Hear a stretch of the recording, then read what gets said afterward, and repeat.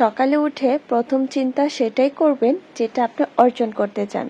মনে রাখবেন আপনার প্রতিটা সংকল্পই আপনার ভাগ্য নির্ধারণ করে থাকবে।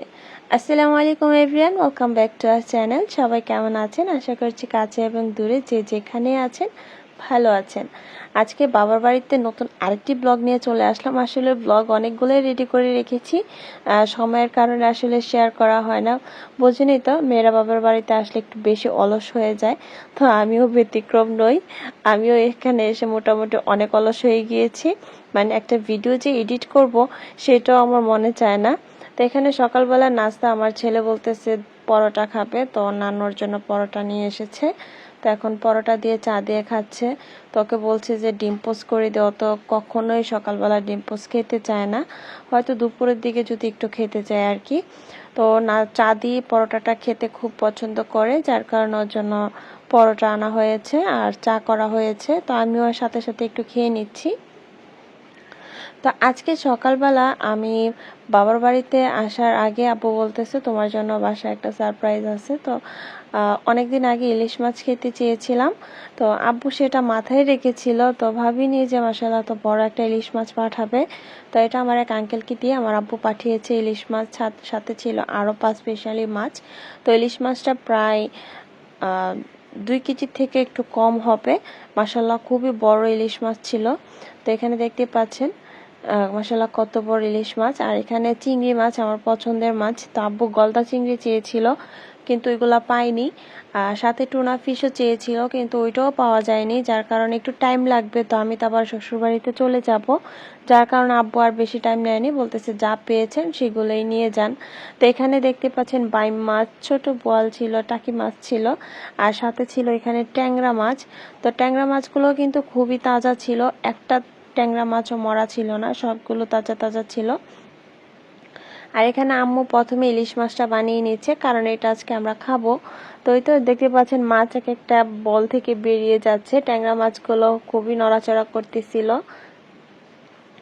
তো ইলিশ মাছ কিন্তু আমাদের সাধ্যের বাহিরে চলে গিয়েছে, আমাদের মতো মধ্যবিত্ত ফ্যামিলিরা খেতেই পারবে না। তো আজকে প্রায় 1-1.5 বছর পর ইলিশ মাছ খাচ্ছি, মানে আমাদের বাসায় আনা হয়েছে। তো এই মাছটাতে আবার ডিম হয়ে গিয়েছে, তো দেখতেই পাচ্ছেন। তো আমি গতকাল একটা শর্ট ভিডিও দিয়েছিলাম, ওইখানে ইলিশ মাছ ভাজা। তো হ্যাঁ, আপু বলতেছে এগুলো নাকি ইলিশ মাছ না। তো আপু আমাদের এটা ছিল বড় মাছ, যার কারণে পিসগুলো ওইরকম হয়েছে। যেগুলো 1 কেজি ওজনের ইলিশ মাছ ওইগুলোর পিসই অন্যরকম হয়। তো দেখতেই পাচ্ছেন আমার আম্মু কিন্তু এখন এগুলো পিস করে নেবে। আর এই তো মাছ এক একটা বেরিয়ে দেখেন কি অবস্থা হয়ে গিয়েছে। তো আমি ভাবলাম আমি বসে বসে কয়েকটা চিংড়ি মাছ বানাই। তো যত কিছুই করি না কেন, মাছ বানাতে আমি একদমই পারি না, আর আমি করতেও চাই না, কারণ মাছ বানানো খুবই কষ্টের কাজ। আমার দ্বারা মাছ বানানো হবে না। তো আম্মুর সাথে বসে বসে 2টা কেটে তারপর আবার উঠে গিয়েছি, কারণ আমার দ্বারা হচ্ছিল না, কারণ আমার প্রচণ্ড ব্যাক পেন হচ্ছিল, ঘাড় ব্যথা হচ্ছিল। এই কারণে আসলে আমি পারতেছিলাম না। বলতেছে তুমি উঠে যাও, আমি করব, তুমি বানাতে পারবে না। তো এখানে আম্মু ট্যাংরা মাছগুলো নিয়ে নিয়েছে পলিথিনে করে, প্রতিদিনের বোঝের আর কি। আর আজকে এখানে চিংড়ি মাছ রান্না করবে, ইলিশ মাছ ভাজা করবে, সাথে ভাইম মাছ ভুনা করবে।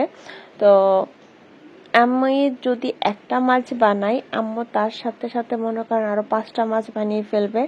তো আমি মাছ বানানোতে এত লেজি।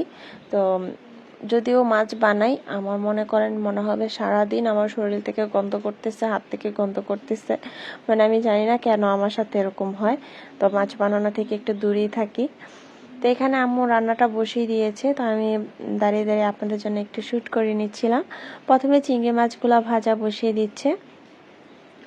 তো আব্বু বলেছিল যে হয়তো আম্মু মাছটা নিয়ে আসবে, তো বলতেছে না থাক আমি পাঠাবো, তোমার আম্মুর আর কষ্ট করতে হবে না।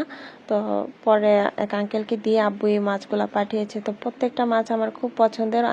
আমি কিন্তু আগেই বলেছি, আমার যত বড় মাছ হোক, দামি মাছ হোক, আমার কিন্তু এত ভালো লাগে না। এই চিংড়ি মাছগুলা, পাঙ্গাস, তারপরে যে ভাইম, তারপরে ট্যাংরা, এগুলো আমার আব্বুরও খুবই পছন্দের মাছ। আমার আব্বু এগুলো খুব পছন্দ করে।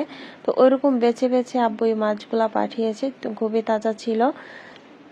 তো বড় রুই, কাতলা এগুলো আমার খেতে ভালো লাগে না বরাবরই, কারণ এরকম কাঁটাওয়ালা মাছ আমার একদমই ভালো লাগে না।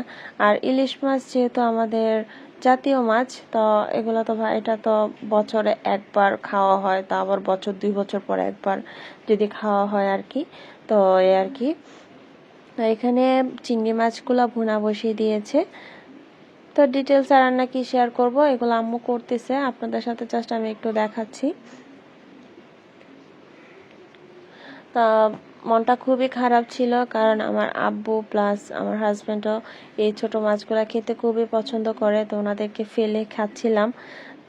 মানে একদিক থেকে আনন্দ হচ্ছিল যে আব্বু এতগুলা মাছ আমার জন্য ভালোবেসে পাঠিয়েছে, আবার অন্য দিক থেকেও খারাপ লাগছিল, কারণ উনিও তো এই মাছগুলা খেতে খুবই পছন্দ করে। প্লাস আমার হাজব্যান্ড দেখেও বলতেছিল যে এই মাছগুলো এখন পাওয়া যায় না, তো এগুলা দেশে আসলে অনেক খুঁজি পাই না। তো ওনাদের জন্য আসলে খারাপই লেগেছিল।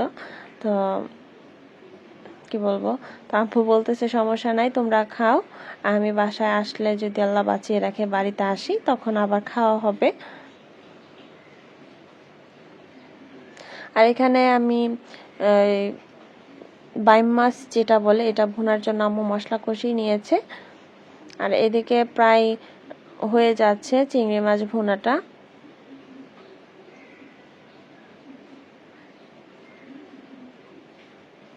আসলে বাবারা এমনই, তাই না? মেয়েরা কি করতে চায় বা মেয়েদের শখ আহ্লাদ কোনোটা অপূর্ণ রাখতে চায় না, যে নিজের যতটুকু সাধ্য থাকে সে সাধ্য অনুযায়ী কিন্তু বাবারা চেষ্টা করে মেয়েদের শখগুলো পূরণ করার জন্য। তাই তো বলে বিয়ের আগে বাবার ঘরে সব শখ পূর্ণ করে নাও।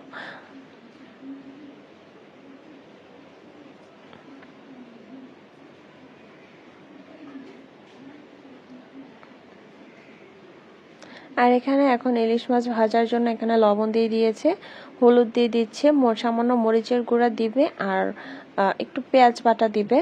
এই তো দিয়ে এখন আম্মু বলতেছে তুমি মাখো। তো আমি ভাবলাম যে ঠিক আছে মাছগুলো আমি মাখি।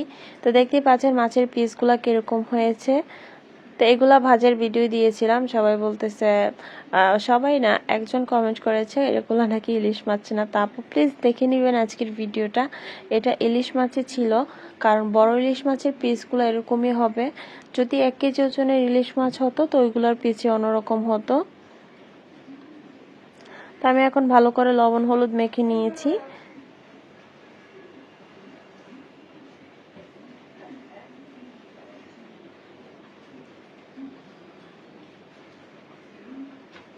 তো মাছগুলো ভালো করে মাখানো হয়ে গিয়েছে, এখন এগুলো আমি ভেজে নিব। তো ইলিশ মাছগুলো আমি ভাজবো। তো আমার কাছে ভালো লাগতেছিল যে আমি আম্মুকে বলেছি আম্মু তুমি এগুলা করে চলে যাও, ইলিশ মাছগুলো আমি ভাজবো। তো বলতেছে আচ্ছা ঠিক আছে নাও তুমি ভাজো।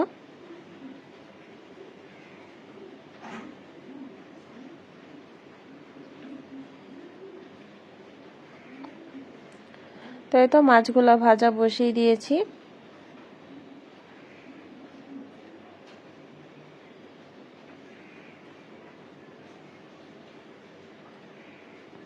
তো এখন একটু একটু উল্টিয়ে দিয়েছি, আর জালটা কিন্তু একদম কমে রেখেছি।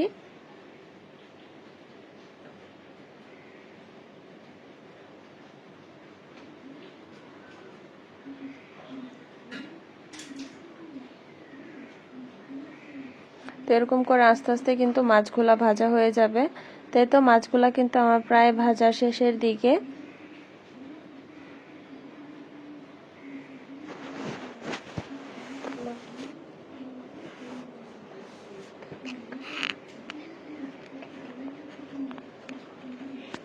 তো এখন এই মাছটার সাথে আমি কিছু শুকনো মরিচ দিয়ে দিলাম।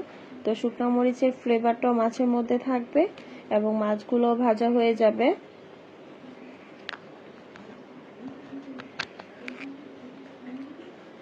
তো এখন এই তো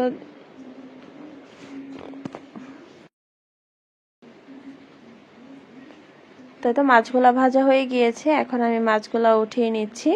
এক এক করে সবগুলা মাছে আমি একটা প্লেটে নিয়ে নিব।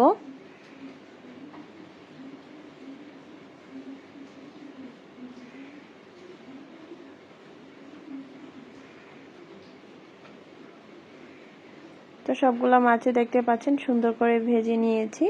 এখন মরিচগুলো একটু ভেজে আমি প্লেটে উঠিয়ে নিব।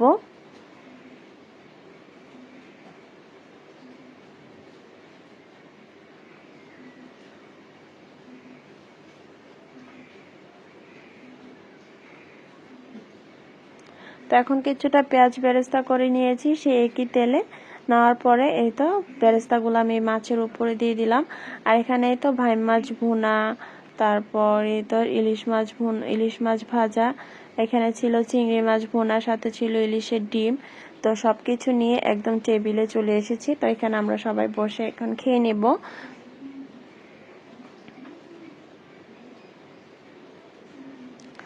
তো সবাই খেতে বসে গিয়েছে, আমি আমার ছেলেকে খাইয়ে তারপর আমি খাবো।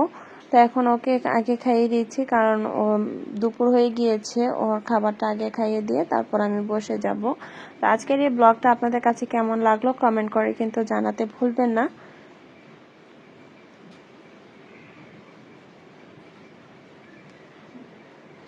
তো আজ এ পর্যন্তই, সবাই ভালো থাকবেন, সুস্থ থাকবেন। আল্লাহ হাফেজ, আসসালামু আলাইকুম।